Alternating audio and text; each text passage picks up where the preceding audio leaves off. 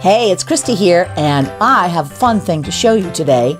Polymer mosaics using scrap. Come on. Okay, so here's a pile of scraps. They're all bits of polymer clay projects or demonstrations. I do a lot of workshops and a lot of articles and tutorials. So I always have things that come through the pasta machine while I'm showing something, and something interesting happens and I go, oh, that's too pretty to get rid of. Why don't I just bake that and bring it home, and eventually I'll figure out something with it. And then I have piles and piles and piles of these. So I want to show you a way, because you probably have similar little handfuls of things that you've learned in different classes and haven't quite found a use for, but I want to show you a way of using these to make polymer clay mosaic. Now, once you've got something like this, and these are all baked, I recommend a pair of metal shears. These are usually used for cutting metal plate, like sheet metal and that kind of thing. But for baked polymer, this one's very, well, as you can tell by the crumble, it's hardly been baked at all. So those are really easy to cut. But some of the ones like this are a little bit more difficult. Well, by difficult, I mean not at all. And then let's see, something like this, maybe that's baked a bit more, gives you a little bit more grab. So anyway, there you can see the variation of how your polymer is going to cut depending on how much you've baked it. But once you've got these little nips like this, you've got a perfect tile for mosaic. Now, I'm not going to cut all of this because some things like this might be used just as they are, and I have to still figure out what my plan is. But if I can have these ready and all my little bits and pieces, then I can start to assemble a mosaic. Would you like to see how? So I've created a mirror base that I'm going to put all my tiles on. This is just a little piece of mirror, and I've got black black polymer clay, a sheet of it on the back, and it's folded over onto the front, and then I've added another thick layer. And now I've got so much liquid clay on here because I want to create sort of a half grout, half adhesive for my polymer tiles. And liquid clay is a clay-to-clay connection. So you can make baked polymer clay, like this stuff, connect to fresh polymer clay with that. Now, I'm going to use this funky scratch tool. It's a ceramic tool. But what I want to do is I want to create kind of like a paste between the liquid clay and the regular sheet of clay, and I'm doing that by scratching all over the place. So you can see what I'm doing here.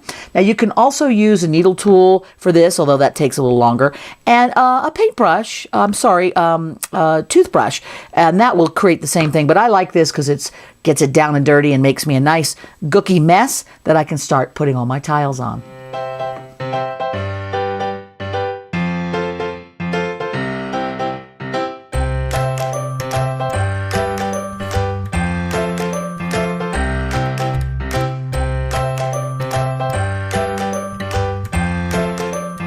And if you like, at this stage, you can do a little cleanup.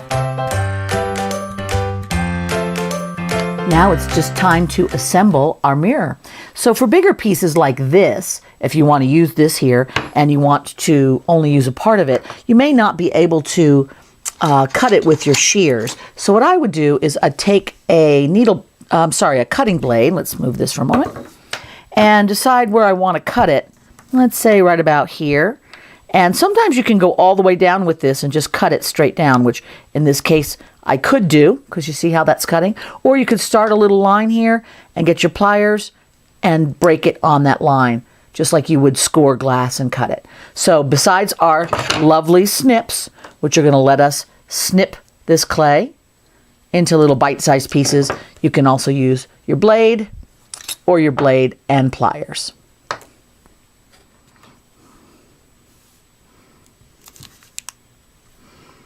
When I put these pieces on, I like to push and wiggle just a little bit. And what that does is it allows this gooky mess we've got to really grab. You can sort of feel it. It starts to just grab, hold. You'll feel that, and then that's done. You're done. And that's all what we're going to do is just place everything around like that.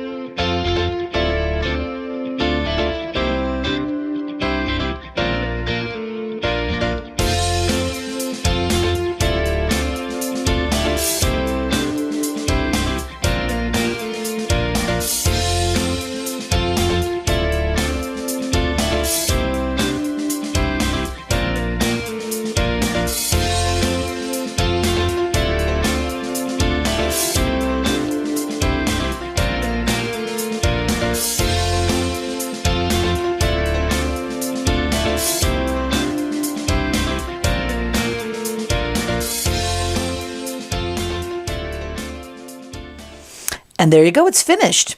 So you've got all of the liquid clay holding all the scraps together. All you need to do now is bake it. And you know the drill. I'm using Primo clay, so that's a preheated oven to 275 degrees Fahrenheit, 130 Celsius. And you pop that baby in for about half an hour to 45 minutes. Then add a hanger on the back. I always do that after it's all done so I don't disturb anything on the front. And you, again, use your liquid clay and some wire to do that. But there you have a scrap heap mosaic mirror. Fun, right?